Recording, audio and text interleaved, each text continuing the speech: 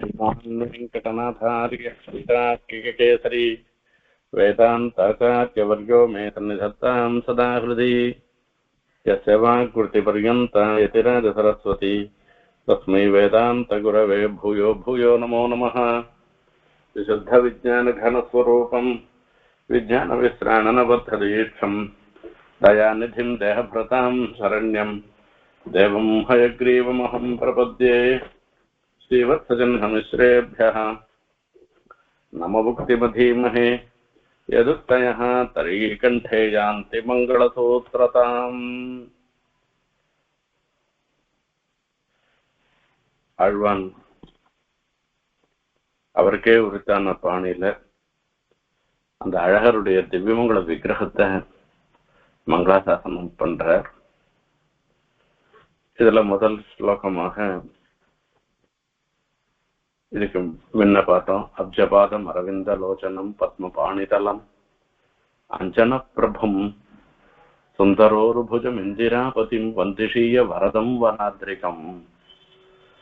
இந்த தகவ பெருமாள் தான் சுந்தர பாபுவாக எழுந்தருளி இருந்திருக்கிறான். அந்த தகவ பெருமாளை மங்களாசாசனம் பண்றத சேவிச்சோம். அது எல்லாம் அந்த பெருமாளுடைய அந்த சப்தம்தான் வேற வேற சப்தமே தவிர எல்லாமே தாமரையாக தான் இருந்துருக்குன்னு சொல்லி சொல்ற. கைவண்ணம் தாமரை வாய் கமலம் போலும் கண்ணினையும் அரவிந்தம் என்று ஆழ்வார் அருளி செய்த மாதிரி இந்த இடத்துல மங்களாசாசனம் பண்ற.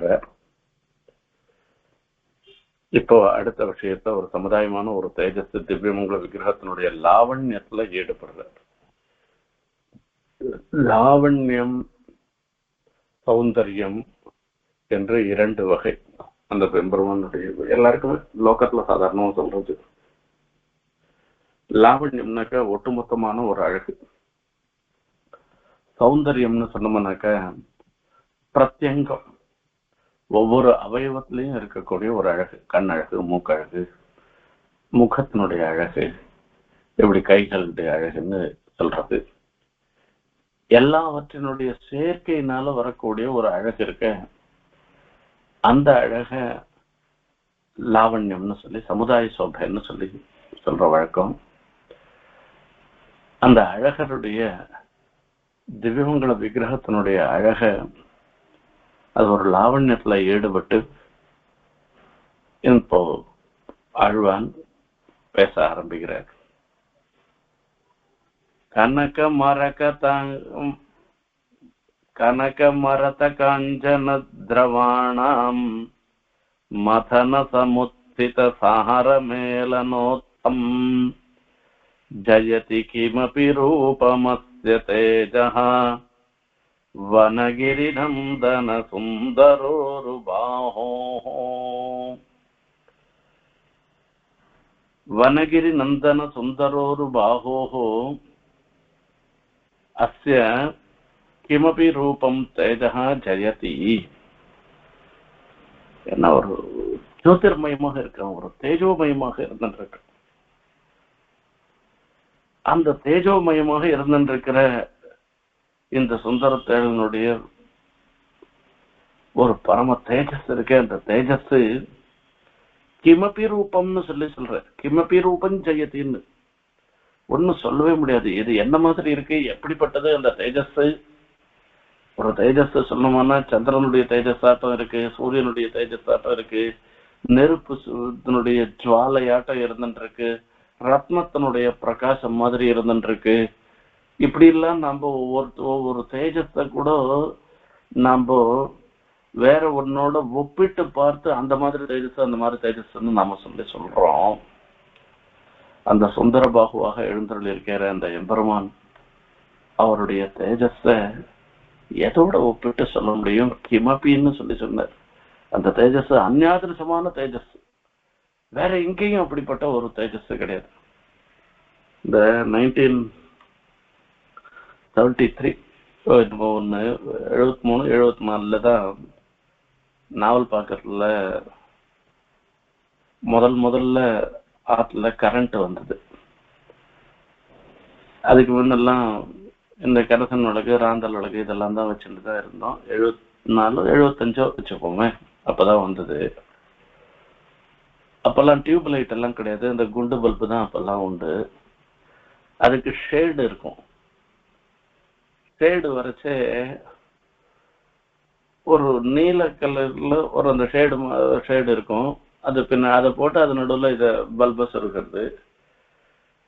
இன்னொன்னு சேப்பா ஒன்று இருந்து ஒரு மஞ்சள் கலர்ல ஒரு இருந்து அந்த ஷேடு இருந்தது. இது ரெண்டும் இருந்து இது வரைக்கும் இத்தனை நாள் வெளில கரண்டே வந்தது கிடையாது இல்லையா? ஆகையில அந்த கரண்ட் வந்திருக்கு. இது வந்த உடனே ஒரு இடத்துல இந்த நீல ஷேடோட ஒரு இடத்துல சுவாமி திருமாளிகையிலையும் அப்பதான் கரண்ட் நம்ம ரெண்டாத்துக்கும் அப்பதான் கரண்டே முதல்ல இது பண்ணது. அப்போ அதுல இந்த ஷேடு போடச்சு என்ன பண்ணும், ஒரு நீல ஷேடா ஒரு இடத்துல போட்டிருந்து இன்னொரு இடத்துல ஒரு இது வாட்டம் சேப்பு கலர்ல மஞ்சள் கலர்ல ஒரு ஷேடு போட்டிருந்து. இப்ப சுவாமி சாச்ச இது பார்த்தா இது சந்திரகாந்தி ஆட்டம் இருக்குடா, அது பார்த்தா சூரியகாந்தி ஆட்டம் இருக்கு, இந்த நீளமே இருக்கட்டும்டா, அது வேண்டாம், அது பார்த்தா ரெண்டும் ஒரே. நான் சிரிச்சுட்டே சொன்னோம், ரெண்டும் 40 வாட்ஸ் பல்பு தான், ஒன்றும் பெருசா இல்லை, இதுக்கு ஒன்றும் பெரிய பிரகாசம் வந்துள்ள, அதுக்கு ஒரு பிரகாசம் குறைஞ்சு போயிடலன்னு சொன்னோம். இருந்தா கூட இந்த ஷேடுன்ற சப்தம்லாம் சொல்ல மாட்டேறப்போ இதோட சேர்ந்துருக்கச்சே இது பார்த்தோம்னா இது சந்திரகாந்தி ஆட்டம் இருக்கு, அதை பார்த்தா சூரியகாந்தி ஆட்டம் இருக்கு. அதை காட்டில் சந்திரகாந்தி தான் சந்தோஷிக்கக்கூடியது, குளிர் இதுவா இருக்கும். அதில் இதுவே இருக்கட்டும்னு சாச்ச. இது எதுக்காக சொல்றேன்னா, ஒரு தேஜஸ் இருந்ததுன்னா இந்த தேஜஸ் வேற ஏதோட என்ன ஒரு தேஜஸோட ஒப்பிட்டு சொல்றதுன்றது சாதாரணமான ஒரு வழக்கத்துல இருந்துட்டு இருக்கு. வைரம் போல பிரகாசிக்கிறதுன்னு சொல்றோம், அது ரத்னம் போல ஜுவலிக்கிறதுன்னு சொல்றோம், இது சூரியன் போல பிரகாஷ், இப்படிலாம் நம்ம சொல்லிட்டு இருக்கோம். இப்ப இது பெருமாளுடைய தேஜஸ் தானே.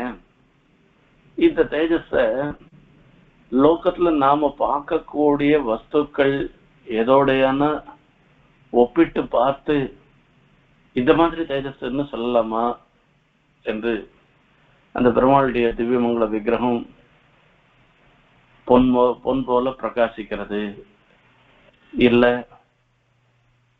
கண்ணங்கரையில நீலமேகமாக இருக்குன்னோ, இல்ல வேற ஏதோ ஒண்ணு சொல்றது பச்சையா இருக்குன்னு எதனா ஒண்ணு சொல்ல முடியுமான்னு கேட்டாக்க எதுவுமே சொல்ல முடியாதபடியானதாக அந்த திவ்யமங்கல விக்கிரகத்தினுடைய பிரகாசம் இருக்கான்.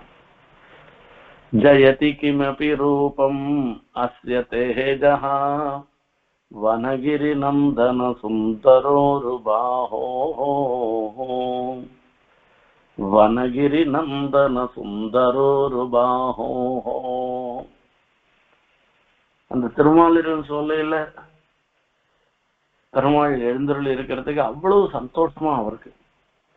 வனகிரி நந்தன சுந்தரோருபாஹோன்னு சொல்ற அந்த திருமாலின் சோலையில இருக்கிறவா எல்லாரையும் அவர் மகிழ்விப்பவராக இருக்க.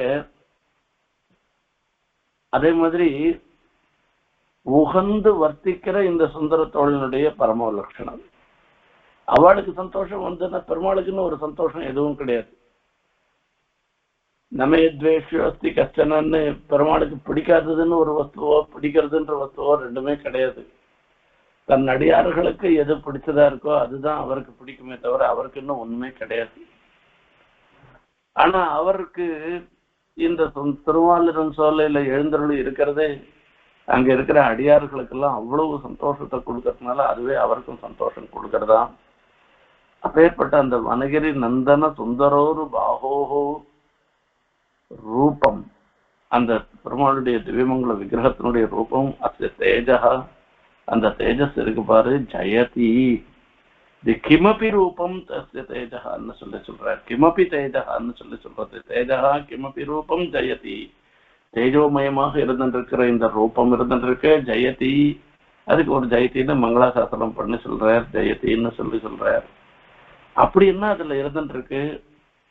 எல்லா இடத்துலயும் 54 சில தான் இருக்கலாம், இல்ல இப்ப கோஷ்டிபுரத்துல பார்த்தோம்னாக்கா பெருமாள் ரஜதமூர்த்தியாக சேவை சாய்க்கிறார்.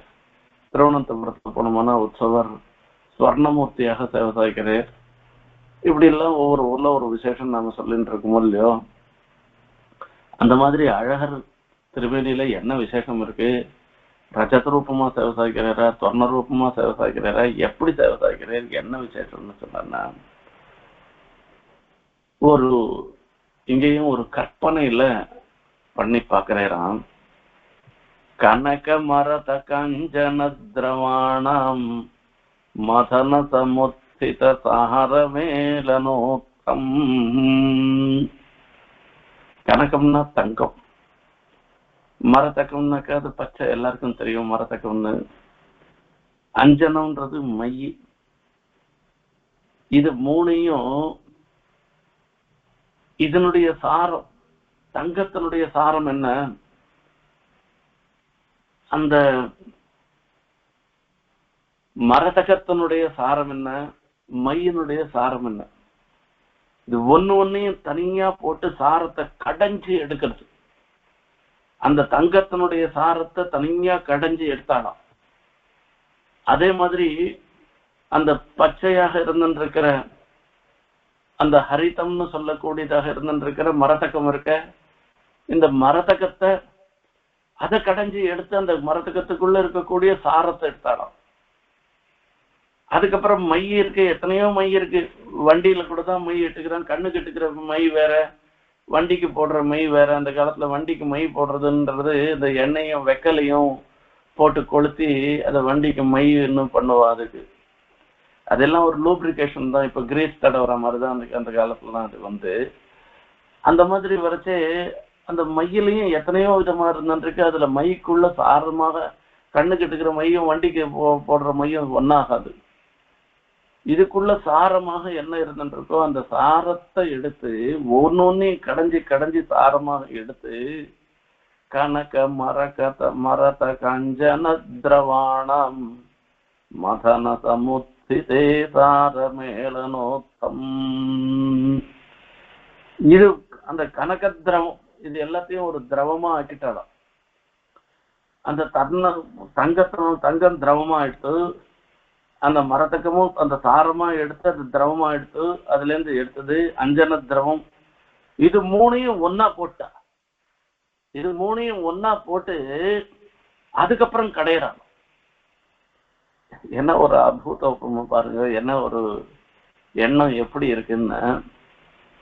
அது கடைஞ்சா 3 தாழியில போட்டு அந்த தயிரில கடைச்சி கடையிற மாதிரி. இப்போ ஒரு 3 தாழியில போட்டு தயிரை கடைஞ்சி வெண்ணெய் வரப்போறது.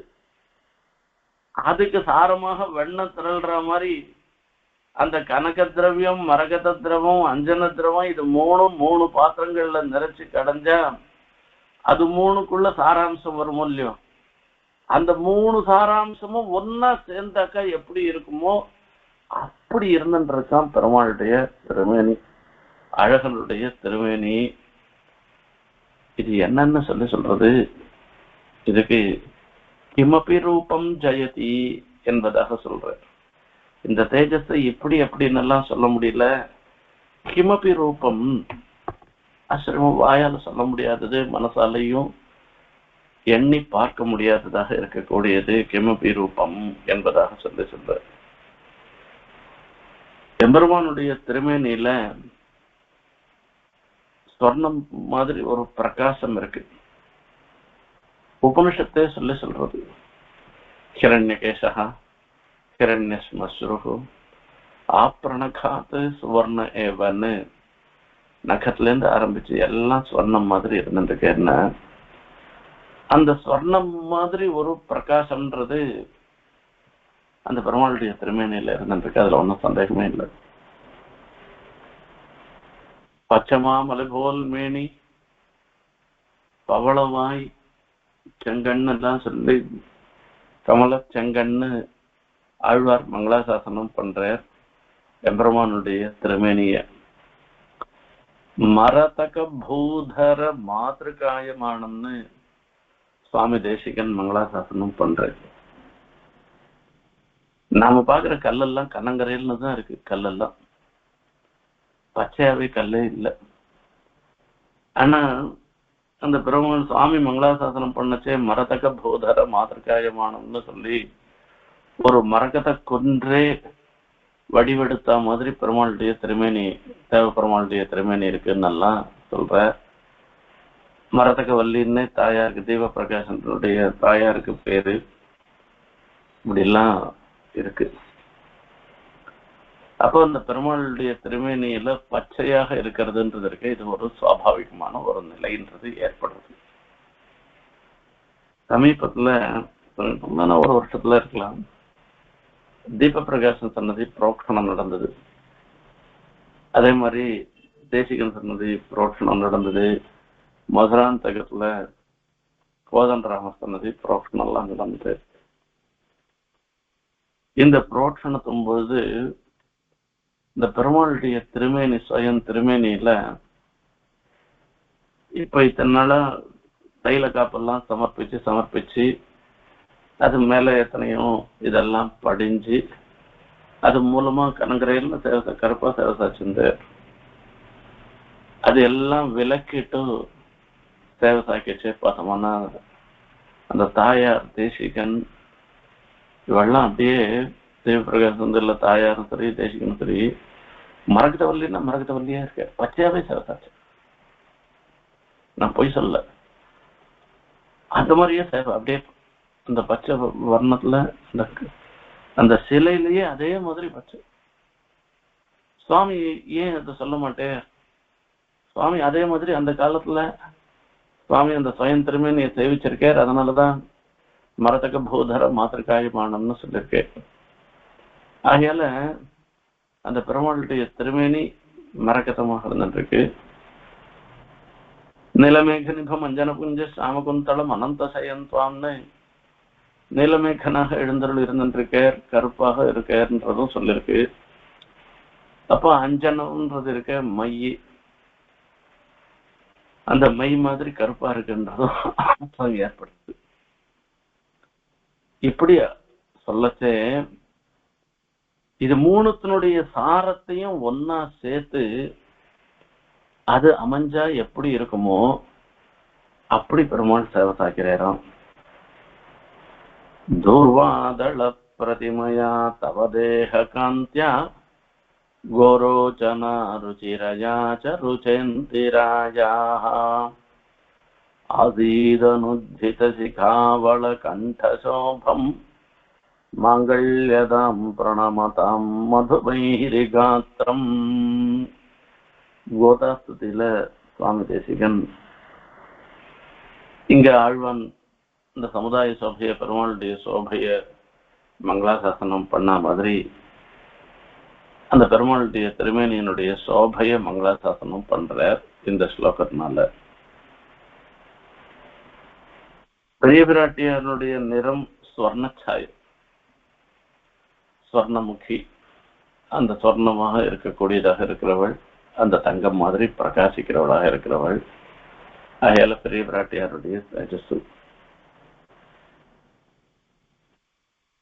அதுக்கப்புறமா பூமி பிராட்டியனுடைய நிறம் பச்சையம்.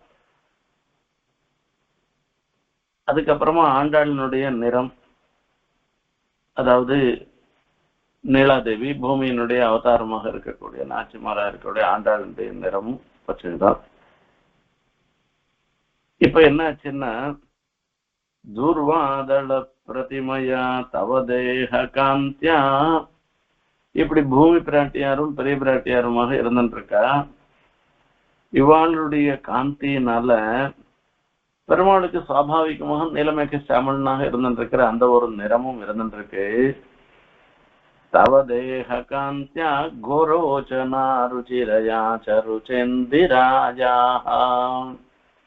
இந்திராயாக ருச்சி, அவளுடைய காந்தி எப்படி இருக்கு? தங்கம் மாதிரி சொன்னச்சாயாக இருந்துருக்கு. கோரோச்சனம்ன்றது அது ஒரு ரத்ன விசேஷம், அது மஞ்சளா இருந்துருக்கும், அந்த மாதிரி இருக்குமா. அந்த எம்பெருமானுக்கு ஏற்பட்டதாக இருந்துருக்கிற ஒரு கருப்பு, அதாவது நீல மேகமா வர்ணம் எல்லாம் சேர்ந்ததுன்னாக்க அனுஜித சிகாவள கண்டசோபம். சிகாவள கண்டசோபம்னு சொல்லச்சு மயில் கழுத்து மாதிரி வர்ணம். அந்த மயில் கழுத்து மாதிரி வர்ணத்துல பிரகாசிச்சுருக்கேன்னு அந்த எம்பெருமானுடைய திவ்யமங்கல விக்கிரகத்தை சொல்ற மாங்கல்யதாம் பிரணமதாம் மாங்கல்யதம் பிரணமதாம் மதுவைரிகாத்திரம். மதுவைரிகாத்திரம் அந்த மதுரைட்டுகளுக்கெல்லாம் வைரியாக எழுந்தள்ளிருந்த எம்பெருமானுடைய திருமேனி இது மாங்கல்யதம். எல்லாருக்கும் பிரணமதாம், அவரை வணங்குபவர்களுக்கெல்லாம் மாங்கல்யதம்னு சொல்ற. இப்படி அழகருடைய திருமேனி ஆச்சரியமாக இப்படின்னு சொல்ல முடியாது. இது மரகதரூபமாக மாத்திரம் இருக்கா, சொர்ணமயமாக இருந்துருக்கா, இல்ல நிலைமைக்கு சமணனா இருக்கான்னு சொல்ல முடியல. எல்லாம் சேர்ந்த ஒரு கலவையாக அந்த பெருமாளுடைய அழகருடைய திருமேனி சேவை சாதிக்கிறதுன்னு சொல்ற. கனக மரத கஞ்சன திரவாணம், அப்படியே மொத்தம் திரவமா ஆயிடுதான். அஞ்சன திரவாணம் மதன சமுத்திதே சாரமேளனோத்தம் சமுத்தித சாரமேளனோத்தம் ஜயதி கிமபி ரூபம் அஸ்ய தேஜः வனகிரி நந்தன சுந்தரோருபாஹோः கின்னு ஸ்வயம் ஸ்வாத்ம விபூஷணம் பவன் அசாவலங்காரயிதீரிதோ ஜனைः வர்திஷ்ணு பாலத்ருமஷண்டமண்டிதம் வனாச்சலம் வா பரிதः பிரசாதயன். கின்னு ஸ்வயம் ஸ்வாத்ம விபூஷணம் பவன் அசாவலங்காரயிதீரிதோ ஜனைः வர்திஷ்ணு பாலத்ருமஷண்டமண்டிதம் வனாச்சலம் வா பரிதः பிரசாதயன். அந்த திருமாலின் சோலையில எழுந்துள்ள இருக்கிற எம்பெருமானுக்கு அழகர்னு ஒரு திருநாமம் இருக்க மாதிரி அலங்காரன்னு ஒரு திருநாமம் இருந்துருக்கான். அந்த அலங்காரன்ற திருநாமத்தை முன்னிட்டு கொண்டு இந்த ஸ்லோகத்தை சாதிக்கிறார். கின்னு ஸ்வயம் அசௌ, இந்த திருமாலின் சோலையில எழுந்துள்ள இருக்கிற எம்பெருமான் ஸ்வயம் சுவாத்ம விபூஷணம், தானே தன்னுடைய திருமேனிக்கு அணியாக இருந்துருக்க. அதாவது இவருக்கு அலங்காரம் பண்ணிதான் அழகுபடுத்தணும்னு அவசியம் இல்லை. இவருடைய திருமேனியே அழகா இருக்கிறதுனால இவர் அழகர்னே சொல்லிட்டு இருக்கோம் நாம.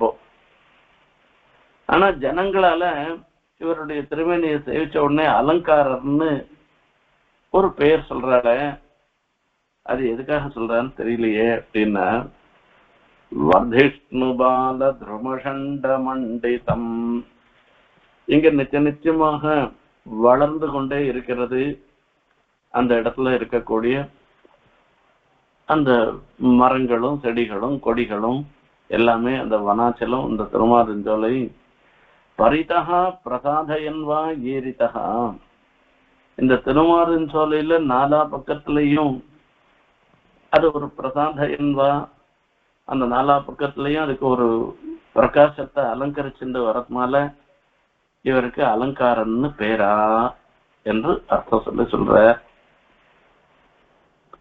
இது ஒரு சுவாரஸ்யமான ஒரு விஷயம். கின்னு ஸ்வயம் ஸ்வாத்ம விபூஷணம் பவன், இவருக்கு அலங்காரன்னு பேர் இருக்க. இந்த பேர் யார் சொல்லியிருக்கா, எங்க சொல்லியிருக்கா அப்படின்னா, பல பல நாளும் சொல்லி பழித்த சிசுபாலன் தன்னை அளவலமை தவிர்த்த அழகன் அலங்காரன் மலை, குலமலை கோலமலை குளிர்மாமலை கொற்றமலை நிலமலை நீண்டமலை திருமாலிரும் சோலையதே. பல பல நாழம் சொல்லி, ஒரு தோஷமா 2 தோஷமா இல்லாத பழிகளை சொல்லுவேன். அந்த பழித்த சிசுபாலன அளவலைமை தவிர்த்த அவன் இதுக்கு மேல ஆர்ப்பாட்டம் பண்ணாமல் இருக்கும்படியாக பண்ணினவர்னு அர்த்தம். அதாவது என்ன, அவனை வார்த்தையே பேச முடியாத பண்ணிட்டார், அவனையே இல்லாத பண்ணிட்டார்னு அர்த்தம். அப்படிப்பட்டவன் அழகன். யார் சேவிச்சாலும் அப்படியே சர்வ நேத்திரம் அந்த கண்ணுக்கு அழகாக எழுந்துள்ளிருக்கவர். அவர் அலங்காரன். அலங்காரன், அது அலங்காரன்னு பேரு. அந்த அலங்காரத்தை உடையவனாக எழுந்துள்ளிருக்கார்னு சொல்ற. இது பெருமாளுக்கு திருநாமம். அந்த அஷ்டோத்தரத்துல வரைச்சு அவருக்கு ஒரு திருநாமத்துல அலங்காரன்னு ஒரு திருநாமம் இருந்துருக்கான். அந்த திருநாமத்தை கொண்டு இந்த இடத்துல மங்களாசாசனம் பண்றேன். அந்த திருநாமத்துக்கு இந்த எம்பெருமானுக்கு எப்படி வந்ததுன்றத பத்தி அவர் ஒரு உத்ரேட்ச, இது எப்படி வந்திருக்கோம்னு யோசனை பண்ணி பாக்குறேன். அதுக்கு அசௌ ஜனைஹி அலங்கார இதீரிதா, அசௌ இந்த எம்பெருமான் ஜனைஹி அலங்கார இதீரிதா, ஜனங்களாலே அலங்காரன் என்று சொல்லப்பட்டவராக எழுந்தருள் இருந்திருக்க. இதற்கு காரணம் என்னவா இருக்கும் அப்படின்னா, கிண்ணு ஸ்வயம் சுவாத்ம விபூஷணம் பவன்னு என்பதாக, தனக்கு தானே அலங்காரமாக இருக்கிறதுனால அவர் அவர் அலங்காரன்னு பெயர் சொல்லியிருக்காளோ. அதாவது வேற ஒரு பூஷணம் தேவை இல்லாமல், அலங்கரிப்பதற்காக ஒரு உபகரணங்கள் எதுவுமே இல்லாமல் சுவாமி தானே இயல்பாகவே தனக்கு தானே அலங்காரமாக திகழ்வதனால இவருக்கு அலங்காரம்னு பேர் வந்ததா. அசௌ ஜனைஹி அலங்கார யதீரிதா, இதுக்கு காரணம் கிண்ணு ஸ்வயம் சுவாத்ம விபூஷணம் பவன்னு, இந்த ஆபரணத்தை கொண்டு அலங்காரம் பண்ணணும்ன்ற ஒரு நிலை இல்லாமல் தனக்குத்தானே அலங்காரமாக இருந்ததுனாலயா, அல்லது வர்திஷ்ணு பால திருஷமண்ட திருஷண்ட மண்டிதம் வனாச்சலஹ பரிதः பிரசாதயன். வர்திஷ்ணு பால துரும ஷண்ட மண்டிதம், இந்த திருமாலிரும் சோலை, அந்த சோலை எப்படிப்பட்டதாக இருந்துருக்கு, அந்த காடு எப்படிப்பட்டதாக இருக்குன்னாக்கா, துருமஷண்ட மண்டிதம், மரங்களாலும் புதர்களாலும் சூழப்பட்டதாக இருந்துருக்கு. அந்த இடத்துல அது வர்திஷ்ணுவாக இருந்துருக்கான். அந்த மலர், அதாவது மரங்கள்லாம் கூட இருக்கும், கழ மரங்களா இருக்கும். இந்த சண்டெல்லாம் இங்க அந்த புதர்லாம் கூட இது எல்லாம் ஒரே முள்ளு புதராகவும் இதுவாகவும் இலையெல்லாம் இல்லாத இப்படி எல்லாம் கூட இருக்கும். அந்த மாதிரி எல்லாம் இல்லாமல் வர்திஷ்ணுன்னு சொல்றது இருக்க, வளரிளம் பொழில் சூழ் மாலிரும் சோலை என்று ஆழ்வார் எப்படி மங்களாசாசனம் பண்ணாரோ அப்படியே இங்க வளர் என்பதுதான் இங்க வர்திஷ்ணுன்ற வார்த்தையினால ஆழ்வான் சாதிக்கிற. வர்திஷ்ணு பால துருமஷண்ட மண்டிதம், பால துரும ஷண்ட மண்டிதம், இப்ப இளமையாக இருக்கக்கூடியதாக இருக்கிற துருவங்களாலேயும் அது எல்லாவற்றையும் பிரசாதயன்வா என்பதாக சொல்ற. அதை எல்லாத்தையும் அலங்கரிப்பதனால, அந்த பெருமாள் எழுந்தருள் இருக்கிறதுனாலதான் அந்த திருமாலிரும் சோலை மலைக்கும் அந்த சூழ்ந்துள்ள சோலைக்கும் பெருமையை தவிர வெறும் இந்த மரத்தினாலையும் சோலைனாலையும் அதுக்கு பெருமை இல்லை. இப்ப அதுவை எல்லாவற்றுக்கும் அலங்காரமாக இவர் இருக்கிறதுனால இவருக்கு அலங்காரம்னு பேரா, அத்தவா இவருக்கு அலங்காரமே தேவையில்லாமல் இன்னொரு பூஷணாதிகளை கொண்டு அலங்காரம்ன்றது தேவையில்லாமல் சுயமே அலங்காரத்தோடு இருந்துருக்கிற திருமேனியோடு எழுந்துள்ள இருக்கிறதுனால இவருக்கு பேரா தெரியலையேன்னு இத பத்தி யோசனை பண்ணி ஒரு சம்சயத்தை மாதிரி ஒரு உத்ரேட்ச மாதிரி பண்றார் இந்த இடத்துல. பூஷாயுதைரதிகதம் நிஜ காந்தி ஹேதோஹோ புக்தம் பிரியாபிரநிமேஷ விலோச்சனாபிஹி. தேவநாயக பஞ்சாசத்துல சுவாமி தேசிகன் சாதிக்கிறார். பூஷாயுதைரதிகதம் நிஜ காந்தி ஹேதோஹோ, அந்த எம்பெருமான் சாத்தில் இருக்கிற திவ்யாபரணங்கள் திவ்யாயுதங்கள் எல்லாமே அந்த பெருமாளிடத்துல போய் தாம் இருந்தா அதுக்கு தனக்கு ஒரு ஏற்றம் வரும்ன்ற ஒரு எண்ணத்தினால அந்த பெருமாளை ஆசிரியச்சிருக்கான், தேவநாதனை ஆசிரியச்சிருக்கான். வஸ்துதா அவையெல்லாம் அதாவது அவைகளுக்கு தான் நிறமே தவிர அந்த பூஷணங்களுக்கும் ஆயுதங்களுக்கும் தான் அந்த பெருமாளை அடைந்ததுனால ஏற்றமே தவிர இது இல்லைன்னாலும் பெருமாளுக்கு ஏற்றத்துக்கு குறவில்லைன்னு அர்த்தம். அதுக்கு புக்தம் பிரியாபிகி அனிமேஷ விலோச்சனாபிகி, அந்த பெருமாள் தேவநாதனை ரெண்டு பக்கத்துலயும் ரெண்டு ஸ்ரீதேவி பூதேவி ரெண்டு பேரும் பார்த்துட்டே இருக்காங்க. அவளுக்கு சுவாபாவிகமா கண்ணு இமைத்தல்றதே கிடையவே கிடையாது. இருந்தா கூட இமை கொட்டுற நேரத்துல கூட அந்த பெருமாளை தெரிவிக்காத போயிட்டோமானாக்கா அது ஒவ்வொரு சமயத்திலையும் அப்பொழுதைக்கு அப்பொழுது ஆறாவதாக அந்த பெருமாளுடைய திருமேனி விளங்குவதனால அப்ப அந்த பெருமாளுடைய திருமேனியை அந்த இமைக்கிற நாழியில போயிட்டோம்னா அந்த அனுபவம் போயிட போறதுன்னு அந்த பக்கத்துல இருக்கிற ஸ்ரீதேவி பூதேவியும் அந்த பெருமாளையே பார்த்துட்டு சேவிச்சுட்டே நம்பிட்டாளாம். இப்படிப்பட்ட ஒரு பெருமாளுடைய திவ்யமங்கல விக்கிரகத்தினுடைய ஒரு ஏற்றம். ஆகையால இந்த எம்பெருமான் இங்க எழுந்தருள் இருக்கிறது, இவருக்கு அலங்காரம்னு பேர் எப்படி வந்ததுன்னு தெரியலையே. இவருக்கு எந்த பூஷணங்களும் இல்லாமலேயே சுயமாவே ஒரு அலங்காரம் மீதி பேர்லாம் அலங்காரம் பண்ணிண்டாக்கா எப்படி அழகா இருப்பாளோ அவ்வளவு அழகா இவர் இருக்கிறாரு.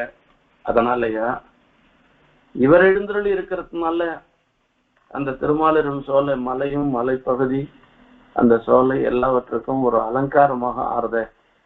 அதனாலயா இவருக்கு இந்த ஒரு அலங்காரன்ற திருநாமம் ஏற்பட்டதுன்னு தெரியலையேன்னு ஆழ்வான் சாதிக்கிறார். தேவபெருமாள் விஷயத்துல இதே ஆழ்வானே சாதிச்சிருக்க. கர்ணிகா தவ கரீஷ கிமேஷா கர்ணபூஷணம் கர்ணபூஷணமுதாம்ச விபூஷா அம்சலம் வியலகபூஷணமாஹோ மானசஸ்ய மமவா பரிகர்ம. இந்த தேவபெருமாள் காதல ஒரு கடுக்கன் போட்டு இருக்கிறான். அந்த கடுக்கன் அப்படியே பல பல பலன்னு ஜொலிக்கிறதான். நீ போட்டு இருக்கிற அந்த கடுக்கன் ஜொலிக்கிறத இந்த பெருமாளுடைய திருக்குழல் கற்றைகள் அந்த கூந்தல் அப்படி தோல் வரைக்கும் அப்படியே இறங்கி அங்கெல்லாம் இந்த பக்கத்துல அந்த பக்கத்துல இந்த பக்கத்துலாம் அப்படியே கதங்கரையில்னு ஒரு அழகு, அந்த குழல் அழகு அப்படியே சுருண்டு சுருண்டு அதெல்லாம் இருந்துட்டு இருக்கான். இந்த தேஜஸ் அங்க பட்டு அந்த கூந்தலுக்கு அழகுபடுத்துவதற்காக காதுல கடுக்கனை போட்டு இருக்காரான்னு தெரியல அப்படின்னு சொல்ற. கர்ணிகா தவ கரீஷ கிமேஷா கர்ணபூஷணமுதாம்ச விபூஷா அம்சலம் வியலக பூஷணமாஹோ. இந்த காது டால் அடிக்கிறது, இந்த தேஜஸ் இருக்க இந்த கடுக்கனுடைய டால் தோல் மேலெல்லாம் அடிக்கிறதாம். தோல் மேல அடிச்சா அந்த தோல் அழக காண்பிக்கிறதாம்.